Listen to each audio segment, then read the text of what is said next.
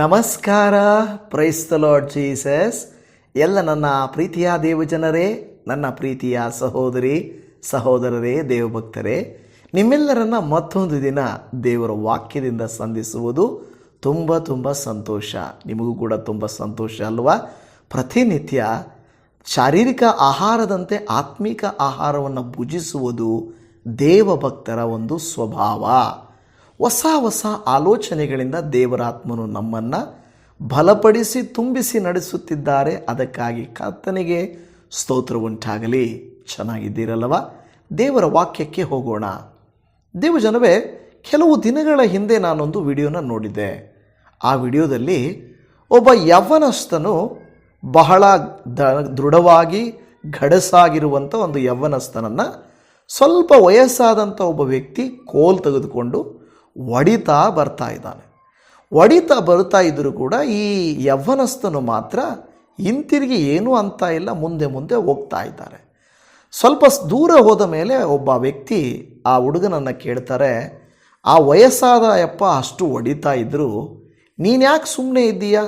ತಿರುಗಿಸಿ ಕೋಲನ್ನು ಕಿತ್ಕೊಳ್ಬೋದಾಗಿತ್ತಲ್ಲ, ತಡಿಬೋದಾಗಿತ್ತಲ್ಲ ಅಂತ ಹೇಳ್ತಾರೆ. ಅದಕ್ಕೆ ಯವ್ವನಸ್ಥ ಹೇಳ್ತಾರೆ, ಆತ ನಮ್ಮಪ್ಪ, ನನ್ನನ್ನು ಹೊಡೆಯುವ ಹಕ್ಕು ಆತನಿಗಿದೆ, ಹಿಂತಿರುಗಿಸಿ ನಾನು ಏನು ಅನ್ನುವ ಹಕ್ಕು ನನಗಿಲ್ಲ, ಆತನ ಒಂದು ತಂದೆಯ ಸ್ಥಾನ ಅದು ಅಂತ ಹೇಳಿ ಸುಮ್ಮನಿದ್ದನು ಎಂದು ಹೇಳುತ್ತಾ ಇದೆ.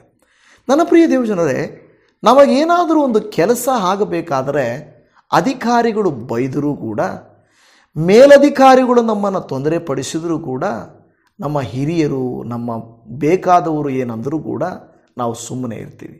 ಕಾರಣ ಅವರು ನಮಗೆ ಬೇಕಾದವರು, ಹಿರಿಯರು, ದೇವಭಕ್ತರು ಆಗಿದ್ದಾರೆ. ಆಶೀರ್ವಾದ ಬರುತ್ತೆ ಅಂದರೆ, ನಮಗೆ ಏನಾದರೂ ಸಿಗುತ್ತೆ ಅಂದರೆ, ಒಳ್ಳೆಯದಾಗುತ್ತೆ ಅಂತ ಹೇಳಿದ್ರೆ ಅವರು ಒಂದು ಮಾತು ಅಂದರೂ ನಾವು ಸಹಿಸ್ಕೊಳ್ತೇವೆ.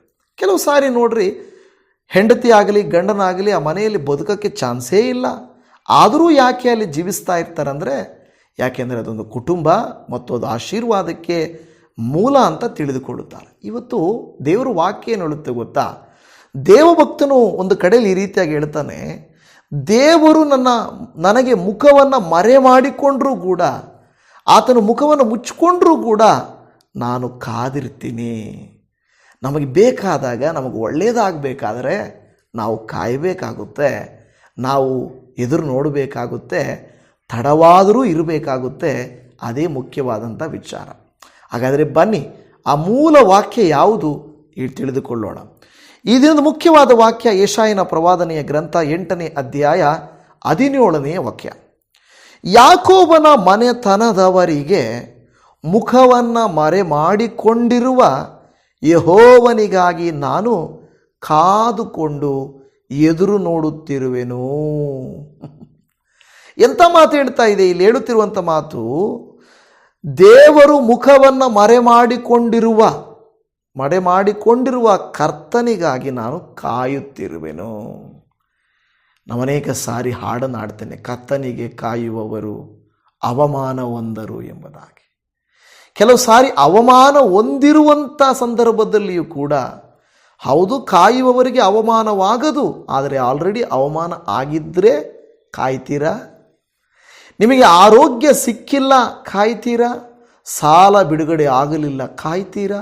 ನ್ಯಾಯ ಸಿಗಲಿಲ್ಲ ಕಳ್ಕೊಂಡ್ರಿ ಕಾಯ್ತೀರಾ? ಕುಟುಂಬದಲ್ಲಿ ಬಿಕ್ಕಟ್ಟುಗಳು, ಇಕ್ಕಟ್ಟುಗಳು, ಸಮಸ್ಯೆಗಳು ಕಾಯ್ತೀರಾ? ಕೆಲವು ಸಾರಿ ಒಳ್ಳೆಯದು ನಡೆದಾಗ ಒಳ್ಳೆಯದು ನಡೆಯುತ್ತದೆ ಎನ್ನುವುದಕ್ಕಾಗಿ ಕಾಯುತ್ತೇವೆ, ಕೆಟ್ಟದ್ದು ನಡೆದರೆ ಕಾಯುವುದಕ್ಕೆ ಹೋಗೋದಿಲ್ಲ.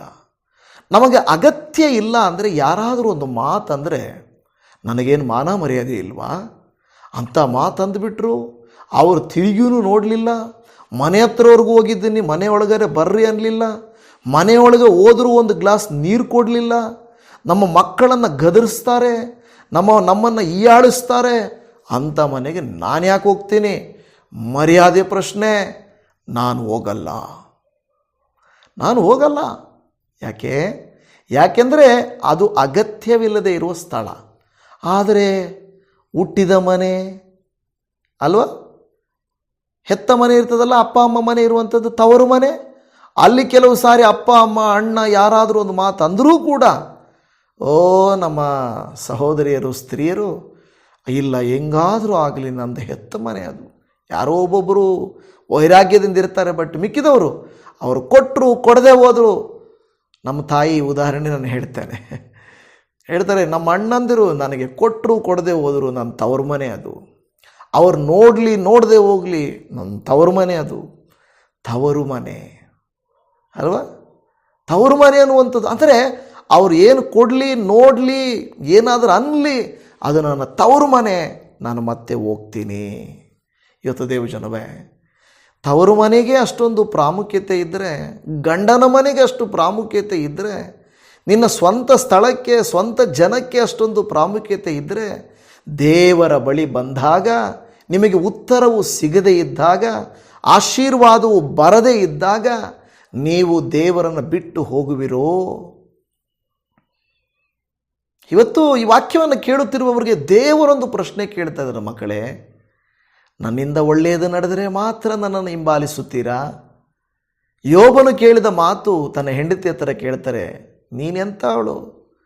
ದೇವರಿಂದ ನಾವು ಒಳ್ಳೆಯದನ್ನು ಮಾತ್ರ ಪಡಿಬೇಕು, ಕೆಟ್ಟದ್ದೇನು ಪಡಿಬಾರ್ದಾ? ಅಂದರೆ ಅದರ ಅರ್ಥ ಕೆಟ್ಟದ್ದು ಕೊಡ್ತಾನಂತಲ್ಲ. ಏನಾದರೂ ನಮ್ಮ ಜೀವಿತದಲ್ಲಿ ಬಂದಿದೆ ಅಂದರೆ ಅದನ್ನು ನಾವೇನು ಮಾಡಬೇಕು? ಸಹಿಸ್ಕೊಳ್ಬೇಕು. ಅದನ್ನು ನಾವು ಸಹಿಸ್ಕೊಳ್ಬೇಕು, ಎದುರಿಸಬೇಕು. ಹಿಂಸೆ, ಸಂಕಟ, ಅನಾರೋಗ್ಯ ಸುಲಭ ಅಲ್ಲ ಸಹೋದರಿ ಸಹೋದರ. ನಾನು ಪ್ರಸಂಗ ಮಾಡಿದಷ್ಟು ಸುಲಭ ಅಲ್ಲ. ಭಯಂಕರ ಅವಮಾನಗಳನ್ನು, ನಿಂದೆಗಳನ್ನು, ನೋವುಗಳನ್ನು ನಾವು ಎದುರಿಸಬೇಕಾಗುತ್ತದೆ.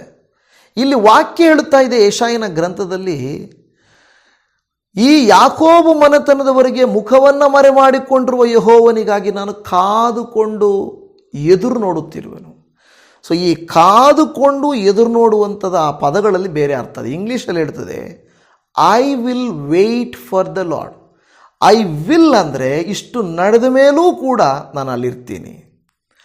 ಅವಮಾನ ಆಗೋದು ಕೆಲವರು ಹೇಳ್ತಾರೆ, ಎಲ್ಲಿ ನನಗೆ ಮರ್ಯಾದೆ ಇಲ್ವೋ ಅಲ್ಲಿ ನನ್ನ ಚಪ್ಪಲಿ ಕೂಡ ಹೋಗಲ್ಲ ಅಂತಾರೆ. ಕೇಳಿಸ್ಕೊಂಡಿದ್ದೀರ ನೀವು? ಏನಂತೆ? ಎಲ್ಲಿ ನನಗೆ ಅವಮಾನ ಆಗಿದೆಯೋ ನನ್ನ ಚಪ್ಪಲಿ ಕೂಡ ಹೋಗಲ್ಲ, ನಾನಲ್ವಲ್ಲ ನನ್ನ ಚಪ್ಪಲಿ ಕೂಡ ಹೋಗಲ್ಲ ಅಂತ ಹೇಳ್ತಾರೆ. ಅದರ ಅರ್ಥ ಏನು ಅಂತ ನನಗೆ ಅಷ್ಟು ಕ್ಲಿಯರಾಗಿ ಗೊತ್ತಿಲ್ಲ, ಬಟ್ ಅಂದರೆ ಅಷ್ಟು ನಾನು ಮರ್ಯಾದೆಗಾಗಿ ಬದುಕುವವನು ಅಲ್ವಾ? ಕೆಲವು ಸಾರಿ ಕೆಲವರನ್ನ ನಾವು ಒಂದೇ ಕ್ಷಣದಲ್ಲಿ ನೀನೆಷ್ಟು ಅಂತೀವಿ, ಇನ್ನು ಕೆಲವರು ಎಷ್ಟೇ ಬೈದರು, ಎಷ್ಟೇ ಒಡೆದ್ರು, ಎಷ್ಟೇ ನೋಯಿಸಿದ್ರು, ಹೆಂಡತಿ ಆದವಳು, ಮಕ್ಕಳಾದವರು, ತವರು ಮನೆ ಆದದ್ದು, ಬೇಕಾದ ಸ್ಥಳದಲ್ಲಿ ಎಷ್ಟು ಅವಮಾನ ಆದರೂ ಕೂಡ ಅಲ್ಲೇ ಇರ್ತೇವೆ. ಗಂಡನ ಮನೆಯಲ್ಲಿ ಎಷ್ಟು ಅವಮಾನ ಆದರೂ ಬೇರೆ ಎಲ್ಲಿ ಹೋಗಲಿ, ಇದೇ ನನ್ನ ಸ್ಥಳ, ಇದೇ ನನ್ನ ಜೀವಿತ, ಇಲ್ಲೇ ನನಗೆ ಮೂಲ, ನಾನೇನು ಮಾಡಲಿ, ಇನ್ನೆಲ್ಲಿಗೆ ಹೋಗಲಿ ಅನ್ನುವಂಥವ್ರು ಇರ್ತೀರಲ್ವಾ? I will wait for the Lord. ಅಲ್ಲಿ ಹೇಳ್ತಾ ಇರುವಂಥದ್ದು I will hope in him. ಕೊನೆಯಲ್ಲಿ ಹೇಳ್ತದೆ, ಇನ್ನೂ ನಾನು ಏನು ಮಾಡ್ತೇನೆ, ಎದುರು ನೋಡ್ತಾ ಇರ್ತೇನೆ, ನಿರೀಕ್ಷಿಸ್ತಾ ಇರ್ತೇನೆ. ಎಷ್ಟೋ ಸಾರಿ ಕೊಡದೇ ಇದ್ದರೂ ಕೂಡ ಬೈಬಲಲ್ಲಿ ಒಂದು ಘಟನೆ ಇದೆ. ಒಂದು ಸ್ತ್ರೀ ತನ್ನ ಮಗಳಿಗಾಗಿ ಯೇಸುವಿನ ಹಿಂದೆ ಬರ್ತಾ ಇರ್ತಾಳೆ. ನಿಮಗೆ ಗೊತ್ತಿದೆ ಘಟನೆಗಳೆಲ್ಲ, ಹೇಳ್ತಾ ಇರ್ತೇನೆ. ಆಕೆ ಯೇಸುವನ್ನು ಹಿಂಬಾಲಿಸ್ತಾ ಇರ್ತಾಳೆ. ಎಷ್ಟು ದೂರ ದೂರ ದೂರ ಹೋಗ್ತಾ ಇದ್ರು. ಯೇಸುವಿನ ಶಿಷ್ಯರಿಗೆ ಒಂದು ರೀತಿ ಅನಿಸುತ್ತೆ, ಸ್ವಾಮಿ ಆಕೆ ನಮ್ಮನ್ನು ಹಿಂಬಾಲಿಸೋದು ಬಿಡಲ್ಲ, ಒಂದು ಮಾತು ಕಳಿಸ್ಬಿಡು ಆಕೆನ, ಹೋಗಮ್ಮ ಬರಬೇಡ, ನಮ್ಮ ಹಿಂದೆ ಬರಬೇಡ ಅಂತೇಳಿ. ಆಗ ನಿಂತ್ಕೊಂಡು ಒಂದು ರೀತಿಯಾಗಿ ನೋಡಿ ಹೋಗ್ತಾ ಇದ್ರೆ ಒಂದು ಸ್ತ್ರೀ ಎಷ್ಟಂತ ಹಿಂಬಾಲಿಸೋಕ್ಕಾಗುತ್ತೆ, ಆದರೂ ಆಕೆ ಹಿಂಬಾಲಿಸಿದ್ರು. ಯೇಸು ಸ್ವಾಮಿ, ಅಮ್ಮ ಚಾನ್ಸ್ ಇಲ್ಲಮ್ಮ, ಬೇಡ, ಆಗಲ್ಲ, ಮಕ್ಕಳಿಗೆ ಕೊಡೋ ರೊಟ್ಟಿಯನ್ನು ನಾಯಿಗಳಿಗೆ ಹಾಕೋಕ್ಕಾಗುತ್ತಾ ಅಂದರು. ಪರವಾಗಿಲ್ಲ ಸ್ವಾಮಿ ಅಂತ ಕಾಯುವಂಥ ಆಕೆಯ ನಂಬಿಕೆಯನ್ನು ನೋಡಿದಂಥ ಯೇಸು ಸ್ವಾಮಿ, ಆಕೆಯ ನಂಬಿಕೆಗೆ ಒಂದು ಪರೀಕ್ಷೆ ಆಗಿರಬಹುದು ಇದು. ಆಕೆ ಬಿಡಲಿಲ್ಲ. ಕೆಲವು ಸಾರಿ ನಮಗೆ, ನಿನ್ನ ಗಂಡನಿಗೆ ಹುಷಾರಾಗಲ್ಲ, ನಿನ್ನ ಮಕ್ಕಳಿಗೆ ಇನ್ನೂ ಮದುವೆ ಆಗಲ್ಲ, ಗರ್ಭಫಲ ಸಿಗಲ್ಲ, ನಿನ್ನ ಕೈಯಲ್ಲಿ ಮನೆ ಕಟ್ಟೋಕ್ಕಾಗಲ್ಲ, ನಿನ್ನ ಕೈಯಲ್ಲಿ ಕೇಸ್ ಗೆಲ್ಲಕ್ಕಾಗಲ್ಲ, ನಿನಗೆ ಈ ಥರ ಆಗಲ್ಲ ಅಂತ ಹೇಳಿದಾಗ, ನಿನ್ನ ಮಕ್ಕಳ ಜೀವಿತ ಸರಿಯಾಗಲ್ಲ, ನಿನ್ನ ಅನಾರೋಗ್ಯ ಸರಿಯಾಗಲ್ಲ ಅಂದಾಗ ನಾವು ಇನ್ನೂ ಕಾಯ್ತೇವ? ಕರ್ತನೆ, I will wait, I will hope in you. ನಾನು ಇಲ್ಲೇನು ಹೇಳ್ತದೆ, ಕಾದುಕೊಂಡಿರ್ತೀನಿ, ಎದುರು ನೋಡ್ತಾ ಇರ್ತೀನಿ. ಜಸ್ಟ್ ಕಾಯೋದು ಮಾತ್ರ ಅಲ್ಲ, ಎದುರು ನೋಡ್ತಾ ಇರ್ತೀನಿ.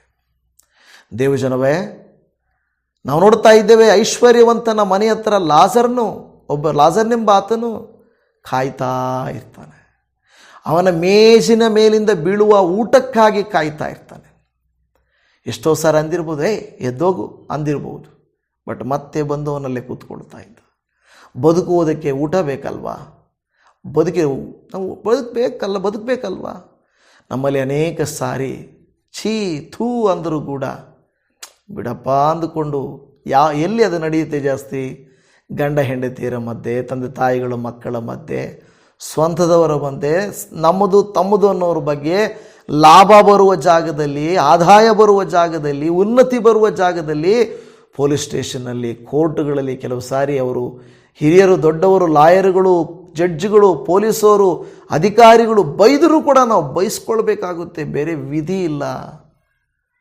ಅವ್ರು ಕಿರಿಕಿರಿ ಮಾಡಿಕೊಂಡ್ರು. ನಿಮಗೆ ಗೊತ್ತಿದೆ, ಒಂದು ವಿಧವೆ ಪದೇ ಪದೇ ಒಬ್ಬ ನ್ಯಾಯಾಧಿಪತಿ ಹತ್ರ ಹೋಗ್ತಾರೆ. ಬರಬೇಡಮ್ಮ ನೀನು ಅಂದರೂ ಕೂಡ ಕೇಳ್ಕೊಂಡಿಲ್ಲ. ನಾನು ಮನೇಲಿ ಇಲ್ಲ ಅಂದ್ರೂ ಕೇಳಿಸ್ಕೊಂಡ್ರೆ ಇಲ್ಲ, ಬರ್ತಾನೇ ಇದ್ದರು. ಕೆಲವು ಸಾರಿ ಉತ್ತರ ಕೊಡದೇ ಇದ್ದರು. ನಾವು ಕಾಯ್ತೇವಾ, ಬರ್ತೇವಾ, ನಂಬ್ತೇವಾ, ಎದುರು ನೋಡ್ತೇವಾ? ಇದು ಬಹಳ ಮುಖ್ಯವಾದಂಥ ಕಾರ್ಯ. ದೇವರು ವಾಕ್ಯ ಹೇಳ್ತಾ ಇರುವಂಥದ್ದು. ನನ್ನ ಪ್ರಿಯ ದೇವಜನರೇ, ದೇವರಿವತ್ತು ನಿಮ್ಮನ್ನು ನನ್ನನ್ನು ನೋಡಿ ಕೇಳುವಂಥ ಪ್ರಶ್ನೆ, ದೇವರು ಮುಖವನ್ನು ಮರೆ ಮಾಡಿಕೊಂಡ್ರೂ ನೀನು ಕಾಯ್ತೀಯಾ? ಎದುರು ನೋಡ್ತೀಯಾ? ನಿಲ್ತೀಯಾ? ನಂಬ್ತೀಯಾ? ದೇವರು ವಾಕ್ಯ ಹೇಳೋದು. ಯಾಕೆಂದರೆ ಕೆಲವು ಸಾರಿ ನಮ್ಗೆ ಅನಿಸ್ತದೆ, ದೇವರು ನನ್ನ ಮೇಲೆ ಕೋಪ ಮಾಡ್ಕೊಂಡು ಬಿಟ್ಟಿದ್ದಾರೆ.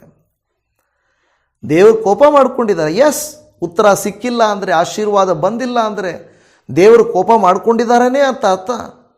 ಯಾಕೆಂದರೆ ಕೀರ್ತನೆಗಳ ಗ್ರಂಥದಲ್ಲಿ ವಾಕ್ಯ ಹೇಳುತ್ತದೆ, 30ನೇ ಅಧ್ಯಾಯದ 5ನೇ ವಾಕ್ಯದಲ್ಲಿ, ಆತನ ಕೋಪವು ಕ್ಷಣ ಮಾತ್ರವೇ, ಆತನ ಅನುಗ್ರಹವೋ ಜೀವಮಾನವೆಲ್ಲ ಇರುವುದು. ಸಂಜೆಗೆ ದುಃಖವೆಂಬುದು ಬಂದು ನಮ್ಮ ಬಳಿಯಲ್ಲಿ ಇಳಿದುಕೊಂಡರೂ ಮುಂಜಾನೆ ಹರ್ಷಧ್ವನಿ ಕೇಳಿಸುವುದು. ಆತನ ಕೋಪವು ಕ್ಷಣ ಮಾತ್ರ. ಕೋಪ ಇಲ್ಲ ಅಂತಲ್ಲ, ಕ್ಷಣ ಮಾತ್ರ. ಆತನಿಗೆ ಬೇಸರ ಆಗುತ್ತೆ. ಯೇಸು ಸ್ವಾಮಿ ಆತನು ಮಾನವಧಾರಿಯಾಗಿದ್ದಾಗ ಆತನಿಗೆ ಕೋಪ ಬಂತು. ದೇವಾಲಯವನ್ನು ನೋಡಿ ಕೋಪ ಮಾಡಿಕೊಂಡ. ಇದನ್ನು ಈ ರೀತಿಯಾಗಿ ಮಾಡಿಬಿಟ್ಟಿದ್ದೀರಲ್ಲ ಅಂತ ಕೋಪಗೊಂಡರು. ನನ್ನ ಪ್ರಿಯ ದೇವಜನರೇ, ಇವತ್ತು ದೇವರು ನಮ್ಮ ಮೇಲೆ ಒಂದು ವೇಳೆ ಕೋಪ ಮಾಡಿಕೊಳ್ಳೋದ್ರಿಂದಲೇ ನಮ್ಮ ಸ್ಥಿತಿ ಹೀನವಾಗಿರಬಹುದು. ಆದರೂ ಇನ್ನೂ ದೇವರು ಸಮಾಧಾನ ಆಗಲ್ಲ, ನನ್ನನ್ನು ಕನಿಕರಿಸಲ್ಲ ಅಂತ ಹೇಳಿ ನೀವು ಬೆನ್ನು ತೋರಿಸಬೇಡ್ರಿ. ಬದಲಾಗಿ ಆತನು ಕ್ಷಣ ಮಾತ್ರ ಕೋಪಗೊಂಡಿದ್ದರೂ ಕೂಡ ಆತನ ಅನುಗ್ರಹ ಮಾತ್ರ ಜೀವಮಾನವೆಲ್ಲ ಇರುತ್ತದೆ. ನಿತ್ಯವಾದ, ನಿರಂತರವಾದ ಆತನ ಅನುಗ್ರಹವನ್ನು ನೀವು ಕಾಯ್ತಿರೋ, ಸ್ವಲ್ಪ ಕೋಪ ಮಾಡ್ಕೊಳ್ತಿರೋ. ನಾನು ಹೇಳಿದ್ದು ಅದೇ ಹೇಳೋದು. ನಮ್ಮವ್ರು ಯಾರಾದರೂ ಕೋಪ ಮಾಡಿಕೊಂಡ್ರು ಬಿಟ್ಟೋಗಲ್ಲ ನಾವು. ಬೇರೆ ಯಾರಾದರೂ ಕೋಪ ಮಾಡಿಕೊಂಡ್ರು ಬಿಟ್ಟೋಗ್ಬಿಡ್ತೀವಿ. ಕರ್ತನು ತಾನೇ. ದೇವ್ರ ವಾಕ್ಯ ನೋಡುತ್ತೆ, ಆತನು ಯಾರನ್ನು ಪ್ರೀತಿಸುತ್ತಾನೋ ಅವರನ್ನೇ ಶಿಕ್ಷಿಸುತ್ತಾನೆ, ಅವರನ್ನೇ ಪರೀಕ್ಷಿಸ್ತಾನೆ, ಅವರನ್ನೇ ಉತ್ತಮರನ್ನಾಗಿ ಮಾಡಬೇಕೆಂದು, ಅವರ ನಂಬಿಕೆಯನ್ನು ಹೆಚ್ಚಿಸಬೇಕೆಂದು ಆತನು ಕಾಯುತ್ತಾ ಇರುತ್ತಾನೆ. ಇವತ್ತು ನಮ್ಮ ಜೀವಿತದಲ್ಲಿ ಬರುವಂಥ ಇಕ್ಕಟ್ಟುಗಳಿಗೆ ಇದು ದೇವರು ನನ್ನನ್ನು ಶಿಕ್ಷಿಸುತ್ತಿದ್ದಾನೆ, ಇದೇ ಶಿಕ್ಷೆ, ಇದೇ ಅನಾರೋಗ್ಯ, ಇದೇ ಸಾಲಬಾಧೆ, ಇದೇ ನನ್ನ ಕುಟುಂಬದ ಪರಿಸ್ಥಿತಿ ಹೀಗೇ ಇರುತ್ತೆ ಅಂತ ಅಂದುಕೊಳ್ಳಕ್ಕೆ ಹೋಗಬೇಡಿ. ಪ್ಲೀಸ್, ಆ ರೀತಿ ಅಂದುಕೊಳ್ಳೋಕೆ ಹೋಗಬೇಡಿ. ಬದಲಾಗಿ ಈ ಸ್ಥಿತಿ ದೇವರು ಒಂದು ಕ್ಷಣ ನನ್ನನ್ನು ಮರೆತಂಗೆ ಮೌನವಾಗಿದ್ದಾರೆ. ಆದರೆ ಆತನ ಕೃಪೆಯು ಅಲ್ಲಿ ಹೇಳ್ತದೆ, ಆತನ ಕೃಪೆಯು, ಆತನ ಅನುಗ್ರಹವು ಜೀವಮಾನವೆಲ್ಲ ಇರುವುದು. ಸಂಜೆಗೆ ಸ್ವಲ್ಪ ಬರ್ಬೋದು, ಆದರೆ ಮುಂಜಾನೆಯ ಹರ್ಷಧ್ವನಿಯಂತೆ ಮತ್ತೆ ನನ್ನ ಜೀವಿತ ಸರಿ ಹೋಗುತ್ತೆ. ನಿನ್ನ ಗಂಡ ಮಾರ್ಪಡುತ್ತಾನೆ ಸಹೋದರಿ. ನಿನ್ನ ಮಕ್ಕಳಿಗೆ ಒಂದು ಒಳ್ಳೆ ಭವಿಷ್ಯ ಸಿಗುತ್ತೆ ಸಹೋದರ. ನೀನು ಸಾಧನೆ ಮಾಡುತ್ತೀಯ, ಸೋತೋಗ್ಬೇಡ. ನೀನು ಸಾಧನೆ ಮಾಡ್ತೀಯ, ಸಿಗುತ್ತೆ, ನಿನಗೆ ಸಿಕ್ಕೇ ಸಿಗುತ್ತದೆ. ಆದರೆ ನಾವು ಏನಾಗಬಾರದು, ಇಲ್ಲಿ ನಾವು ದೇವರ ಕೋಪದ ಮೇಲೆ ಕಾನ್ಸಂಟ್ರೇಷನ್ ಮಾಡಬಾರ್ದು, ದೇವರ ಅನುಗ್ರಹದ ಮೇಲೆ ನಾವು ಕಾನ್ಸಂಟ್ರೇಷನ್ ಮಾಡಬೇಕು. ಅನೇಕ ಸಾರಿ ಯೇಸುಸ್ವಾಮಿ ಒಂದು ಘಟನೆ ಇದೆ.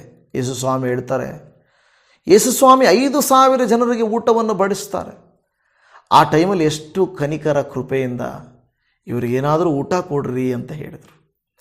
ಶಿಷ್ಯರು ಹೇಳಿದರು, ಸ್ವಾಮಿ ನಮ್ಮ ಹತ್ರ ಏನಿದೆ, ನಾವೆಲ್ಲಿಂದ ತಂದು ಕೊಡೋಣ ಇಷ್ಟು ಜನಕ್ಕೆ, ಆಗಲ್ಲ, ಕಳಿಸ್ಬಿಡ್ರಿ. ಆದರೆ ಯೇಸು ಸ್ವಾಮಿ ಇಲ್ಲ ಇಲ್ಲ ಇಲ್ಲ ಇಲ್ಲ ಇವರಿಗೆ ಊಟ ಕೊಡದೆ ಕಳಿಸಬಾರ್ದು. ಪ್ರಾರ್ಥನೆಗೆ ಬಂದಿದ್ದಾರೆ, ವಾಕ್ಯ ಕೇಳಿದ್ದಾರೆ, ಇಷ್ಟು ಸಮಯ ಕಳೆದಿದ್ದಾರೆ, ಇವರಿಗೆ ಊಟ ಕೊಡದೆ ಕಳಿಸಬಾರ್ದು ಅಂತ ಅವರಿಗೆ ಊಟವನ್ನು ಕೊಟ್ಟರು. ಆ ಊಟವನ್ನು ಎಷ್ಟು ಸಂತೋಷವಾಗಿ ಯೇಸುಸ್ವಾಮಿ ಕೊಟ್ಟರು. ಮಾರನೇ ದಿನವೂ ಅವರೆಲ್ಲರೂ ಬಂದರು. ಮತ್ತೇನು ಊಟ ಕೊಡ್ಬೋದಾಗಿತ್ತಲ್ವ? ಆದರೆ ದೇವರ ವಾಕ್ಯ ಹೇಳುವಂಥ ಮಾತು ಏನಂದರೆ, ಅವರಷ್ಟು ಒಂದು ವೇಳೆ ಊಟ ತಿಂದರೂ ಕೂಡ ಮತ್ತೆ ಅವರು ಊಟಕ್ಕೆ ಬಂದಿದ್ದರು. ಆ ಸಂದರ್ಭದಲ್ಲಿ ನಾವು ನೋಡುತ್ತಾ ಇದ್ದೇವೆ, ಶಿಷ್ಯರು ಏನು ಹೇಳ್ತಾರೋ ಏನು ಮಾಡ್ತಾರೋ ಅಂತ ಎದುರು ನೋಡುತ್ತಾ ಇದ್ದರು. ಆ ಸಮಯದಲ್ಲಿ ಯೇಸುಸ್ವಾಮಿ ಹೇಳ್ತಾರೆ, ನೀವು ಬಂದಿರೋದು ವಾಕ್ಯಕ್ಕೋಸ್ಕರ ಅಲ್ಲ, ಹಾಳಾಗುವಂಥ ಇವತ್ತಿದ್ದು ನಾಳೆ ಇಲ್ಲದೆ ಇರುವಂಥ ಆಹಾರಕ್ಕಾಗಿ ನೀವು ಬರ್ತಾ ಇದ್ದೀರಾ. ದೇವಜನರೇ, ಯೇಸುಸ್ವಾಮಿಯಲ್ಲಿ ಹೇಳಿದಂಥ ಮಾತು, ಅವರು ಅವ್ರನ್ನ ಆ ಥರ ಅಂದಾಗ ಅವರು ಬಿಟ್ಟು ಹೊರಟೋದ್ರು. ಅವರೆಲ್ಲ ಬಿಟ್ಟು ಹೊರಟೋದ್ರು. ಆಗ ಯೇಸುಸ್ವಾಮಿ ಒಂದು ಪ್ರಶ್ನೆಯನ್ನು ಶಿಷ್ಯರ ಹತ್ರ ಕೇಳ್ತಾರೆ, ನೀವು ಹೋಗಬೇಕಂತಿದ್ದೀರಾ? ಅವರೆಲ್ಲ ಹೋಗ್ಬಿಟ್ಟಿದ್ದಾರೆ, ನೀವು ಹೋಗಬೇಕೆಂದಿದ್ದೀರೋ ಅಂತ ಕೇಳಿದಾಗ ಯೇಸುಸ್ವಾಮಿಗೆ ಅಲ್ಲಿ ಉತ್ತರ ಏನು ಹೇಳ್ತಾರೆ? ಯೋಹಾನನು ಬರೆದ ಸುವಾರ್ತೆ 6ನೇ ಅಧ್ಯಾಯ 68-69 ವಾಕ್ಯದಲ್ಲಿ, ಸ್ವಾಮಿ, ನಿನ್ನನ್ನು ಬಿಟ್ಟು ನಾವು ಇನ್ಯಾರ ಬಳಿಗೆ ಹೋಗೋಣ? ನಿನ್ನಲ್ಲಿ ನಿತ್ಯ ಜೀವವನ್ನು ಉಂಟು ಮಾಡುವ ವಾಕ್ಯಗಳುಂಟು. ನೀನು ದೇವರು ಪ್ರತಿಷ್ಠಿಸಿದವನೇ ಎಂದು ನಾವು ನಂಬಿದ್ದೇವೆ ಮತ್ತು ತಿಳಿದಿದ್ದೇವೆ ಅಂದರು. ಇವ್ರಿಗೆ ಗೊತ್ತಿದೆ, ನಾವು ನಂಬಿದ್ದೀವಿ ಮತ್ತು ನಾವು ತಿಳಿದಿದ್ದೀವಿ, ಯಾಕೆಂದರೆ ನೀನು ಪ್ರತಿಷ್ಠಿತನು. ನಿಮ್ಮನ್ನು ಬಿಟ್ಟು ನಾವು ಎಲ್ಲಿಗೆ ಹೋಗೋಣ? ನಾವು ಯಾರ ಬಳಿಗೆ ಹೋಗೋಣ? ಅದರರ್ಥ ಬೇರೆ ದಾರಿ ಇಲ್ಲ ಅಂತಲ್ಲ, ಬೇರೆ ಕಸುಬಿಲ್ಲ ಅಂತಲ್ಲ. ಆದರೆ ಎಲ್ಲವನ್ನೂ ಹುಡುಕಿ ಬಂದು ನೋಡಿದ್ದಾರೆ. ಎಲ್ಲರಲ್ಲಿಯೂ ಶ್ರೇಷ್ಠನು ನೀವು, ಎಲ್ಲರಲ್ಲಿ ಉತ್ತಮನು ನೀವು, ನೀವೇ ನಿತ್ಯ ಜೀವದಾತನು, ನೀವೇ ಮಾರ್ಗವು ಸತ್ಯವು. ನಿಮ್ಮನ್ನು ಬಿಟ್ಟು ನಾವು ಇನ್ಯಾರ ಬಳಿಗೆ ಹೋಗೋಣ? ಯೇಸುಸ್ವಾಮಿ ಕೇಳಿದ್ರು, ನೀವು ಹೋಗ್ಬೇಕು ಅಂದ್ಕೊಂಡಿದ್ದೀರಾ? ಹೋಗ್ರಿ. ಒಂದು ರೀತಿಯಾಗಿ ನೀವು ಹೋಗ್ಬೇಕಂದ್ರೆ ಹೋಗ್ರಿ. ಇಲ್ಲ ಸ್ವಾಮಿ, ನಾವು ಹೋಗಲ್ಲ, ನಾವು ನಿಮ್ಮನ್ನು ಬಿಟ್ಟು ಹೋಗೋದಿಲ್ಲ ಅಂತ ಹೇಳಿದರು. ಇವತ್ತು ಕೆಲವು ಸಾರಿ ಪಾಸ್ಟ್ರು, ಕೆಲವು ಸಾರಿ ಹಿರಿಯರು, ದೇವಭಕ್ತರು, ನೀವು ಮಾಡೋದು ತಪ್ಪು, ಮತ್ತು ಯಾಕೆ ದೇವರನ್ನು ನಂಬಿದ್ದೀರಾ, ಬಿಟ್ಬಿಟ್ಟು ಹೋಗ್ರಿ ಅಂದರೆ, ಅವರು ಬೈದಿದ್ದಾರೆ, ಪಾಸ್ಟ್ರ ತಾಮ ತಂದಿದ್ದಾರೆ, ನಾನು ಯಾಕೆ ಇನ್ನು ಹೋಗಬೇಕು, ಅವ್ರು ನನಗೆ ಹೆಲ್ಪ್ ಮಾಡಲಿಲ್ಲ, ಅವ್ರನ್ನ ನೋಡಲಿಲ್ಲ. ಓ, ಹಾಗಾದರೆ ನೀವು ಸೇವಕರ ನಿಮಿತ್ತ ದೇವರನ್ನ ನಂಬಿದ್ದೀರೋ, ಪರಿಸ್ಥಿತಿಗಳ ನಿಮಿತ್ತ ನಂಬಿದ್ದೀರೋ, ನಿಮಗೆ ಒಳ್ಳೆಯದಾಗ್ತಾ ಇದೆ ಅಂತ ನಂಬಿದ್ದೀರೋ? ಒಳ್ಳೆಯದಾಗದೇ ಇದ್ದರೆ ಏನು ಮಾಡ್ತೀರಾ? ನಿಮಗೆ ಆಶೀರ್ವಾದ ಸಿಗದೇ ಇದ್ದರೆ ಏನು ಮಾಡ್ತೀರಾ? ಉಪಕಾರ ಆಗದಿದ್ದರೆ ಏನು ಮಾಡ್ತೀರಾ? ಬಿಟ್ಟು ಹೊರಟೋಗ್ತೀರಾ? ಯೇಸುಸ್ವಾಮಿ ನೇರವಾಗಿ ಹೇಳಿದರು. ಅವ್ರು ಹೇಳಿದ ತಕ್ಷಣ ಅನೇಕರು ಹೊರಟೋದರು, ಶಿಷ್ಯರು ಮಾತ್ರ ಉಳಿದರು. ನೀವು ಹೋಗ್ಬೇಕಂತಿದ್ರೆ ಹೋಗ್ರಿ, ನೀವು ಹೋಗಿ. ಆದರೆ ಅವರು ಹೇಳಿದರು, ಇಲ್ಲ ಸ್ವಾಮಿ, ನಾವು ಆ ಥರ ಅಲ್ಲ. ಅನೇಕ ಸಾರಿ ಹಸಿವೆ ಆಗ್ಬೋದು, ಉಪವಾಸ ಆಗ್ಬೋದು, ಕೊರತೆ ಆಗ್ಬೋದು, ಕಷ್ಟ ಆಗ್ಬೋದು, ಕಣ್ಣೀರಾಗ್ಬೋದು. ಆದರೆ ದೇವರು ಕೊಟ್ಟಿಲ್ಲ ಅಂತ ನಾವು ಹಿಂತಿರುಗಿ ಹೋಗಬಾರ್ದು. ನಿಮ್ಮನ್ನು ಬಿಟ್ಟು ನಾವು ಇನ್ಯಾರ ಬಳಿಗೆ ಹೋಗೋಣ ಸ್ವಾಮಿ ಅಂತ ಹೇಳಿದರು. ದೇವಭಕ್ತರೇ, ಕರ್ತನನ್ನು ಬಿಟ್ಟು ನಾವು ಯಾರ ಬಳಿಗೆ ಹೋಗೋಣ? ಒಂದು ಘಟನೆ ನಾನು ಯಾವಾಗಲೂ ನನ್ನ ಮನಸ್ಸಲ್ಲಿ ಅಂದುಕೊಳ್ತಾ ಇರ್ತೇನೆ. ಲಾಜರನು, ಮಾರ್ತಳು, ಮರಿಯಳು ಎಷ್ಟೋ ಪ್ರೀತಿಯನ್ನು ತೋರಿಸಿ ಯೇಸುಸ್ವಾಮಿಗೆ ಎಷ್ಟೋ ಪ್ರೀತಿಯನ್ನು ತೋರಿಸಿದರು. ತಮ್ಮ ಲಾಜರನು ಅಸ್ವಸ್ಥನಾದಾಗ ಕರೆ ಕಳುಹಿಸಿದರು, ಆದರೆ ಯೇಸುಸ್ವಾಮಿ ಬರಲಿಲ್ಲ. ಈ ಘಟನೆಯನ್ನು ನಾನು ಯೋಚನೆ ಮಾಡ್ತಾ ಇರ್ತೀನಿ. ಕೆಲವು ಸಾರಿ ನಾವು ಕಷ್ಟದಲ್ಲಿದ್ದಾಗ ನಮ್ಮವರಿಗೆ ಸಂದೇಶ ಕಳಿಸ್ತೇವೆ, ವಿಷಯ ಮುಟ್ಟಿಸ್ತೇವೆ, ಆದರೆ ಅವರು ಬರಲ್ಲ, ಅವರು ನಮ್ಮನ್ನು ನೋಡಲ್ಲ, ಅವರು ನಮಗೆ ಸಹಾಯ ಮಾಡಲ್ಲ. ಆವಾಗ ನಮಗೆ ಅವರ ಮೇಲೆ ತುಂಬ ಕೋಪ ಬರುತ್ತೆ. ನಾವು ಅವರಿಗೆ ಖಂಡಿತ ನಮ್ಮ ಮೇಲೆ ಕೋಪ ಬರುತ್ತೆ. ಯೇಸು ಸ್ವಾಮಿಯ ಮೇಲೂ ಹಾಗೆ ಕೋಪ ಬರಬೇಕಾಗಿತ್ತು. ಸ್ವಾಮಿ, ನೀನೆಂಥ ಸ್ವಾಮಿ, ನೀನು ಈ ಥರ ಮಾಡಿಬಿಟ್ಟೆ, ಕಷ್ಟ ಕಾಲಕ್ಕೆ ನಮಗೆ ಕೈ ಹಿಡಿಲಿಲ್ವೇ, ನಮ್ಮನ್ನು ಕೈ ಬಿಟ್ಬಿಟ್ಟೆ. ಆವಾಗ ಬಂದಿದ್ರೆ ನನ್ನ ತಮ್ಮ ಉಳ್ಕೊಳ್ತಾ ಇದ್ನಲ್ವಾ, ನೀವು ಈ ಥರ ಮಾಡಿಬಿಟ್ರಲ್ಲ ಅಂತ ಬೈಲಿಲ್ಲ. ನಾವಾಗಿದ್ದರೆ ಅದೇನು ಹೇಳ್ತಾರಲ್ಲ, ಉಪ್ಪು ತಿಂದ ಮನೆಗೆ ದ್ರೋಹ ಬಗೆಯುವಂಥದ್ದು, ಉಂಡ ಮನೆಗೆ ಕನ್ನ ಹಾಕುವಂಥದ್ದು. ಹತ್ತಿದ ಮೇಲೆ ಏಣಿಯನ್ನು ಒದೆಯುವಂಥದ್ದು, ಈ ಥರ ಮಾತುಗಳೆಲ್ಲ ಆಡ್ತಾರೆ.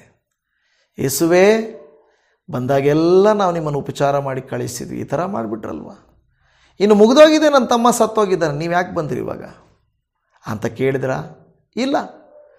ಅವರ ಪರಿಸ್ಥಿತಿ ಹೀನವಾಗಿದ್ದರೂ ಕೂಡ, ಅವರ ಆಸೆ ನೆರವೇರದೆ ಹೋದರೂ ಕೂಡ, ತಮ್ಮನ್ನು ಬದುಕದೆ ಹೋದರೂ ಕೂಡ ಸ್ವಾಮಿ ಅಂದರು.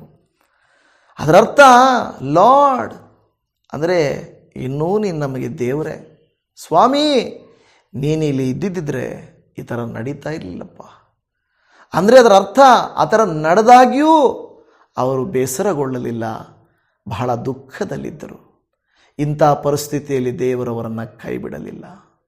ಇವತ್ತು ನನ್ನ ಪ್ರಿಯ ದೇವಜನರೇ, ಕೈ ಬಿಡಲ್ಪಟ್ಟಿದ್ದೆ ಅಂತ ಹೇಳಿ, ಸೋತಿದ್ದೇವೆ ಎಂದು ಹೇಳಿ ಸ್ವಾಮಿಯನ್ನು, ದೇವರೇ ನನಗೆ ಕಷ್ಟ ಕಾಲದಲ್ಲಿ ನೀನು ಹೆಲ್ಪ್ ಮಾಡಲಿಲ್ವಲ್ಲ, ಉಪಕಾರ ಮಾಡಲಿಲ್ವಲ್ಲ ಅಂತ ಅವರು ದುಃಖ ಪಡಲಿಲ್ಲ.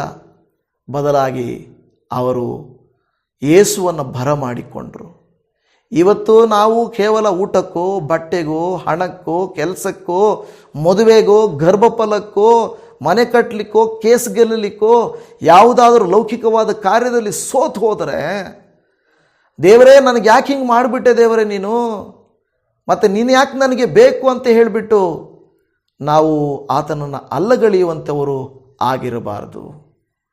ನನ್ನ ಪ್ರಿಯ ದೇವಜನರೇ, ನಿಮ್ಮಲ್ಲಿ ನನ್ನಲ್ಲಿ ದೇವರಾತ್ಮ ಕೇಳುವಂಥ ಪ್ರಶ್ನೆ ಏನಂದರೆ, ದೇವರೇ ನನಗೆ ಸಹಾಯ ಮಾಡು, ನನಗೆ ನಂಬಿಕೆ ಕಡಿಮೆ ಆಗಿದ್ದರೆ ನನಗೆ ಸಹಾಯ ಮಾಡು ಅಂತ ನಾವು ಕೇಳುವಂಥವರಾಗಿರಬೇಕು.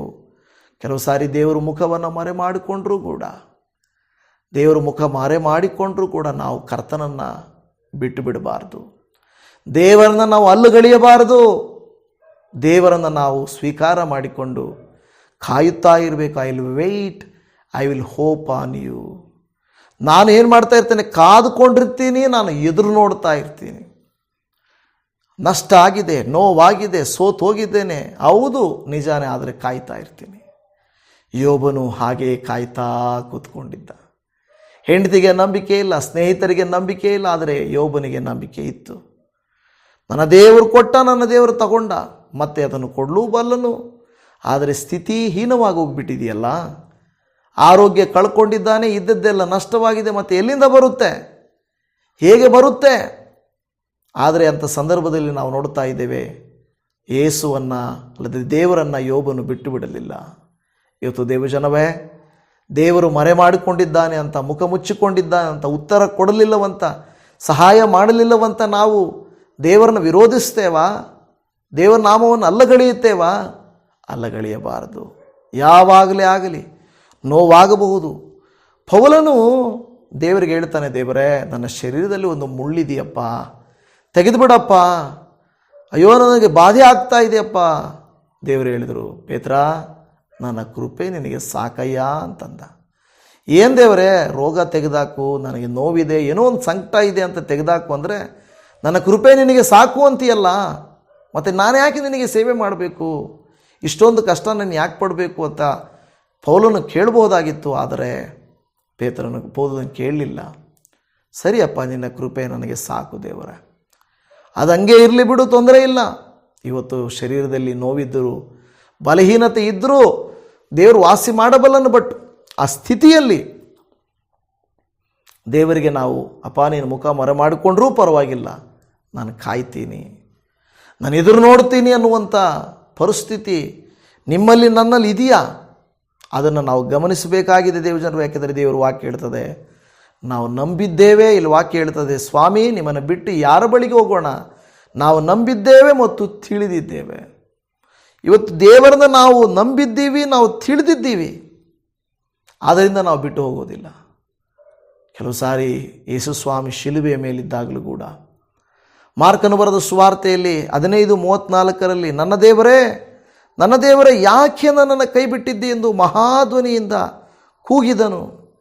ನೋಡ್ತೇವೆ, ಯೇಸು ಸ್ವಾಮಿ ಮಹಾಧ್ವನಿಯಿಂದ ಕೂಗಿದನು, ಯಾಕೆ ದೇವರೇ ನನ್ನನ್ನು ಕೈ ಬಿಟ್ಟಿದ್ದೀಯ?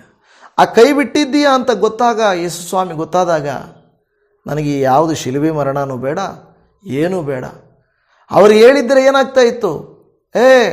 ಪಿಲಾತನನ್ನು ಕರೆಸಿರಿ, ತಿಳಿಸಿರಿ, ನನ್ನನ್ನು ಕೆಳಗಿಳಿಸ್ರಿ ಅಂತ ಹೇಳಿದಿದ್ರೆ ಆಗ್ತಾಯಿತ್ತು. ಅದು ನಾನು ಹೇಳೋದೇನೆಂದರೆ, ಆ ಸ್ಥಿತಿಯಲ್ಲಿಯೂ ದೇವರ ಚಿತ್ತವನ್ನು ನಾನು ಯಾಕೆ ಮಾಡಬೇಕು ಅಂತ ಅಲ್ಲಗಳಿಲಿಲ್ಲ. ಕೈ ಬಿಡಲ್ಪಟ್ಟ ಸ್ಥಿತಿಯಲ್ಲಿ ಸ್ವಾಮಿ ಇದ್ದಾಗಿಯೂ ಕೂಡ ಆತನು ದೇವರ ಚಿತ್ತವನ್ನು ಅಲ್ಲಗಳೆಯಲಿಲ್ಲ, ಬಿಟ್ಟು ಬಿಡಲಿಲ್ಲ. ಇವತ್ತು ನೀವು ನಾನು ಹೇಗಿದ್ದೇವೆ? ನಮಗೇನಾದರೂ ದೇವರ ಚಿತ್ತ ಸಿಗದೇ ಇದ್ದಾಗಲೂ ಕರ್ತನನ್ನು ಹಿಂಬಾಲಿಸುತ್ತಾ, ಆತನನ್ನೇ ಅನುಸರಿಸುತ್ತಾ, ಎದುರು ನೋಡುತ್ತಾ, ನಿರೀಕ್ಷಿಸುತ್ತಾ ಇದ್ದೇವಾ? ಈ ವಿಷಯವನ್ನು ನಾವು ಚೆನ್ನಾಗಿ ಗಮನಿಸುವಂಥವರು ಆಗಿರಬೇಕು.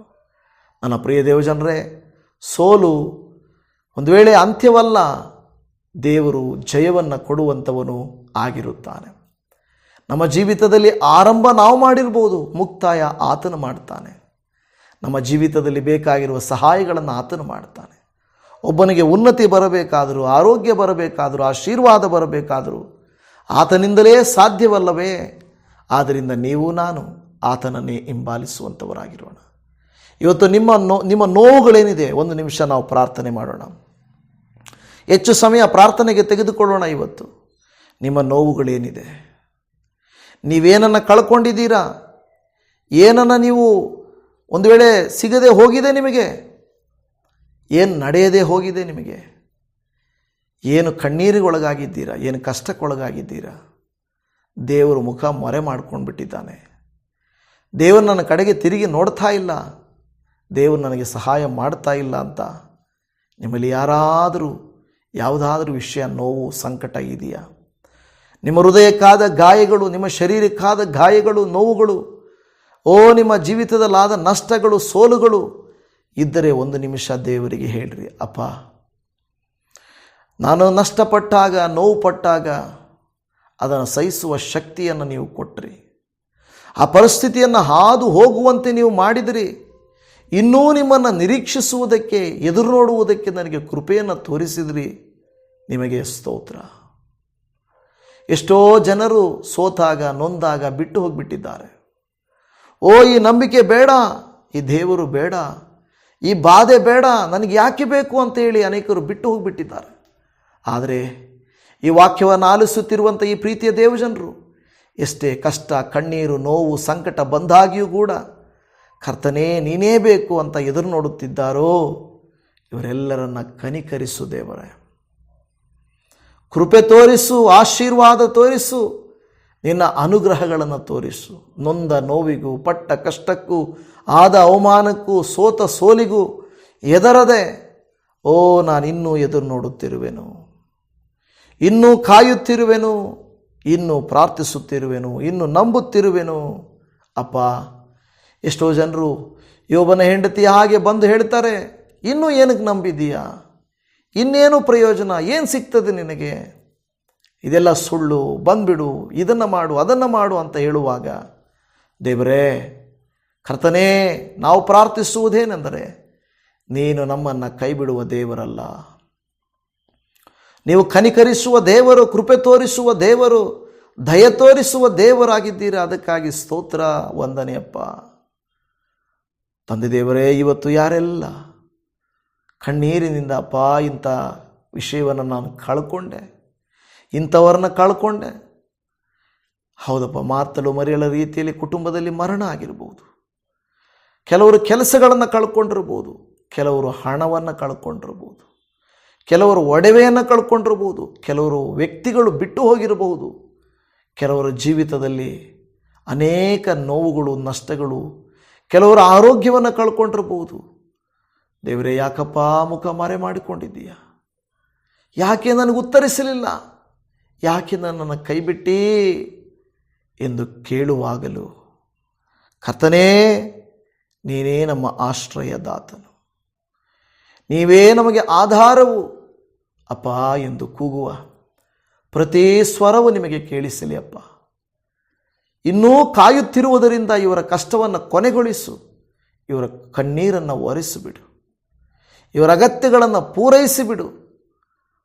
ದೇವಾ, ನೀನೇ ಸಹಾಯಕನು, ನೀನೇ ಯಾರ ಜೀವಿತವನ್ನು ಬೇಕಾದರೂ ಮಾರ್ಪಡಿಸಲಿಕ್ಕೆ ಶಕ್ತನಾದಾತನು. ಇವರ ಜೀವಿತಗಳನ್ನು ರೂಪಾಂತರಪಡಿಸು ಕರ್ತನೇ. ಇನ್ನೂ ಕಾಯುತ್ತಿರುವುದರಿಂದ, ಇನ್ನೂ ಎದುರು ನೋಡುತ್ತಿರುವುದರಿಂದ ಇವರಿಗೆ ಬೇಕಾದ ಕೃಪಾಶೀರ್ವಾದಗಳನ್ನು ಕೊಡು ಎಂದು ನಾವು ಪ್ರಾರ್ಥನೆ ಮಾಡ್ತಾ ಇದ್ದೇವೆ. ಸ್ತೋತ್ರ. Thank you Jesus. ಈ ಮೊರೆಯನ್ನು ಆಲಿಸಿದಕ್ಕಾಗಿ ಸ್ತೋತ್ರ. ನಮಗೆ ಒಂದು ಹೊಸ ನಿರೀಕ್ಷೆಯನ್ನು, ಹೊಸ ಧೈರ್ಯವನ್ನು, ಹೊಸ ಆಲೋಚನೆಗಳನ್ನು ಕೊಟ್ಟಿದ್ದಕ್ಕಾಗಿ ನಿನಗೆ ಸ್ತೋತ್ರ ಮಾಡುತ್ತಾ ಇದ್ದೇವೆ.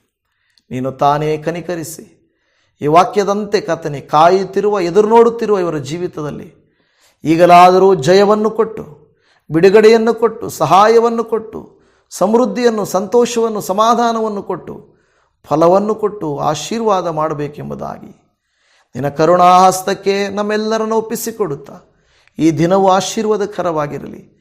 ಈ ಮನೆಗೂ, ಈ ವ್ಯಕ್ತಿಗೂ, ಇವರ ಪ್ರಯಾಣಕ್ಕೂ, ಇವರ ಕೆಲಸ ಕಾರ್ಯಗಳಿಗೂ, ಇವರ ಜೀವಿತಕ್ಕೂ ಪರಲೋಕದ ಸುವರಗಳನ್ನು ನೀವು ಸುರಿಯ ಮಾಡಬೇಕೆಂಬುದಾಗಿ ಮೊರೆಯನ್ನು ಆಲಿಸಿದ ಕರ್ತರೇ, ನಿಮಗೆ ಕೋಟ್ಯಾನುಕೋಟಿ ವಂದನೆಗಳಪ್ಪ. ನೀವು ತಾನೇ ನಮ್ಮ ಸಂಗಡಿಗನಾಗಿದ್ದುಕೊಂಡು ಕಾದಿರುವ ಇವರಿಗೆ ಅವಮಾನವಾಗದ ಹಾಗೆ ನೀನು ತಾನೇ ಅದ್ಭುತವನ್ನು ಮಾಡಬೇಕೆಂದು ಯೇಸು ಕ್ರಿಸ್ತನ ಅತಿ ಪ್ರೀತಿಯುಳ್ಳ ಪರಿಶುದ್ಧವಾದ ನಾಮದಲ್ಲಿ ಪ್ರಾರ್ಥಿಸುತ್ತೇವೆ ಪರಮ ತಂದೆಯೇ. ಆಮೇನ್, ಆಮೇನ್, ಆಮೇನ್. ನನ್ನ ಪ್ರಿಯ ದೇವಜನರೇ, ಒಂದು ಒಳ್ಳೆಯ ಸುಂದರವಾದಂಥ ದೇವರ ವಾಕ್ಯವನ್ನು ನಾವು ಕೇಳಿಸಿಕೊಂಡಿದ್ದೇವೆ. ಕರ್ತನು ನಿಮ್ಮನ್ನು ಹೇರಳವಾಗಿ ಆಶೀರ್ವಾದ ಮಾಡಲಿ. ಕರ್ತನು ತಾನೇ ನಿಮ್ಮ ಸಂಗಡಿಗನಾಗಿದ್ದು ನಿಮಗೂ ನಿಮ್ಮ ಕುಟುಂಬಗಳಿಗೆ ಮೇಲಾದ ಕಾರ್ಯಗಳನ್ನು, ಜಯವನ್ನು ಕೊಡಲಿ. ನಿಮ್ಮೆಲ್ಲರಿಗೂ ಶಲೋಮ್. Praise the Lord Jesus. God bless you. Amen.